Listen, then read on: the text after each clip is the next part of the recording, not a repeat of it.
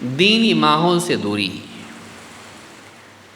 نصیحت کا ماحول، دروس کا ماحول، علماء کی بات، واعظ، نصیحت، خطبہ اور خطاب، قرآن و سنت کی بات، سلف کے واقعات، قیامت کا ذکر، ترغیب ترہیب، نیکیوں پر کیا ملے گا، گناہوں پر کیا سزا ہے، اس ماحول میں جب انسان سانس لیتا ہے تو اس کے دل پر اس کا بار بار بار بار بار اثر پڑتا ہے اور دل نرم ہو جاتا ہے، نہیں تو دل سخت ہونا شروع ہو جاتا ہے۔ کیوں؟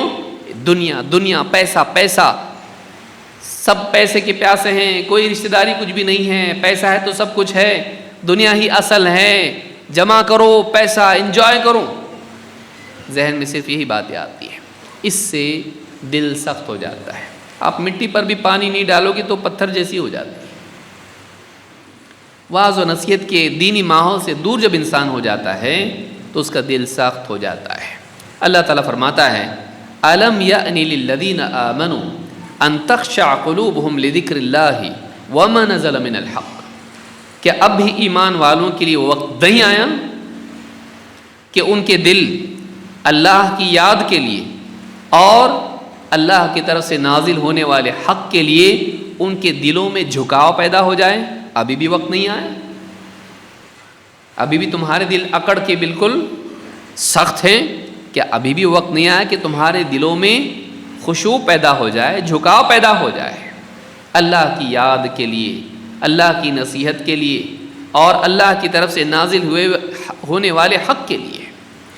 وَلَا يَكُونُوا كَالَّذِينَ أُوتُوا الْكِتَابَ مِنْ قَبْلُ فَطَالَ عَلَيْهِمُ الْأَمَدُ فَقَسَتْ قُلُوبُهُمْ وَكَثِيرٌ مِّنْهُمْ فَاسِقُونَ، اور ان لوگوں کی طرح یہ نہ ہو جائیں، ایمان والے ان لوگوں کی طرح نہ ہو جائیں جو ان سے پہلے کتاب دیے گئے تھے، جنہیں ان سے پہلے کتاب دی گئی تھی، لیکن فطال علیہم الامد، تو ان پر نبیوں کے جانے کے بعد ایک لمبا زمانہ گزرا، فطال علیہم الامد فقست قلوبہم، تو ان کے دل سخت ہو گئے، وکثیر منہم فاسقون، اور ان میں سے بہت سے لوگ فاسق ہی فاسق ہیں۔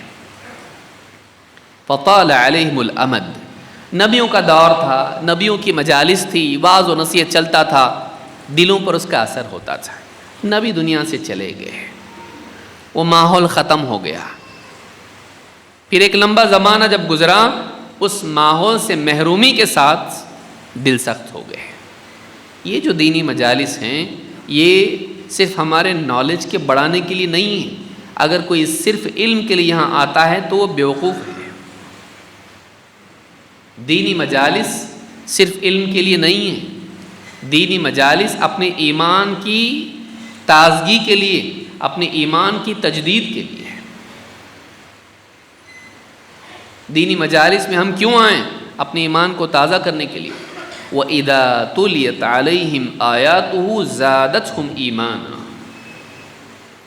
اللہ کے نیک بندے کون ہیں کہ اللہ کی آیتیں جب ان کے سامنے پڑھی جاتی ہیں تو ایمان میں بڑھ جاتے ہیں، صرف علم میں نہیں، علم میں تو بڑھتے ہی ہیں لیکن اس علم کے ذریعے سے وہ ایمان میں بڑھتے ہیں۔ اصل اضافہ جو مطلوب ہے وہ علم کا نہیں ہے، علم کے بعد ایمان ضروری ہے۔ خالی علم بڑھ کے کریں گے کیا؟ اگر ایمان نہیں بڑھا، سب معلوم پڑا، نہیں مانتا، کیا فائدہ؟ ابو جہل کو معلوم نہیں تھا توحید کیا ہے؟ معلوم ہونا نجات کے لیے کافی ہے؟ نہیں، معلوم ہونے کے بعد دل میں اس کا یقین، اس کو قبول اور زندگی میں اس کا نفاذ ہونا چاہیے۔ تو دینی مجالس سے دوری ہونے کی وجہ سے ان کے دل کمزور ہو گئے، ایمان کمزور ہو گیا اور دل سخت ہو گئے۔ نتیجہ کیا ہوا؟ وَكَثِيرٌ مِّنْهُمْ فَاسِقُونَ، ان میں سے بہت سارے فاسق ہو گئے، گنہگار۔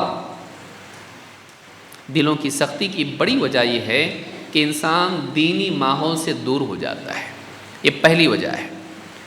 دوسری وجہ، ہمیشہ کھیل کود میں لگے رہنا، انجوائمنٹ میں، پب جی کھیل رہا ہے، ٹہل رہا ہے، گھوم پھر رہا ہے، پکنک پہ جا رہا ہے، انجوائے کر رہا ہے، ہنسی مذاق، خوش خوش خوش خوش، ہر چیز ایسی جو انجوائمنٹ والی ہو۔ زندگی میں کوئی سیریس پرپز نہیں ہے، ایک سنجیدہ مقصد زندگی کا نہیں ہے، اس کو آخرت کی فکر نہیں ہے، بس وہ دنیا کی موج مستی میں ہے، ہنسی مذاق میں ہے، وہ بس انجوائمنٹ چاہتا ہے. یہ میری زندگی ہے، اس کو انجوائے کرو. انجوائمنٹ اسی میں لگا رہتا ہے، بناؤ سنگھار میں، گھومنے پھرنے میں اور موج مستی میں، کھیل کود میں، اسی میں لگا رہتا ہے. ایسا آدمی اس کا دل سخت ہو جاتا ہے. اللہ کے نبی صلی اللہ علیہ وسلم فرماتے ہیں لا تکثر الضحک، ہنسی کی کثرت مت کرو، ہمیشہ ہنسنے کھیلنے میں مت رہو، خوب مت ہنسو، زیادہ مت ہنسو. فإن کثرۃ الضحک تمیت القلب، اس لیے کہ زیادہ ہنسنا دل کو سخت کر دیتا ہے، دل کو مردہ کر دیتا ہے. زیادہ ہنسنا دل کو مردہ کر دیتا ہے. ہنسی کے وقت ہنسی ٹھیک ہے، لیکن یہ کہ زندگی میں سیریسنس ہو ہی نہیں، ہر بات میں مذاق ہو، ہر بات کو انجوائے کرے آدمی. زندگی میں کوئی ایسی بات نہ ہو کہ واقعی وہ آخرت کے بارے میں بھی سوچتا ہو. تو ہنسی کی کثرت دل کو مردہ کر دیتی ہے. ابن ماجہ نے اس کو روایت کیا.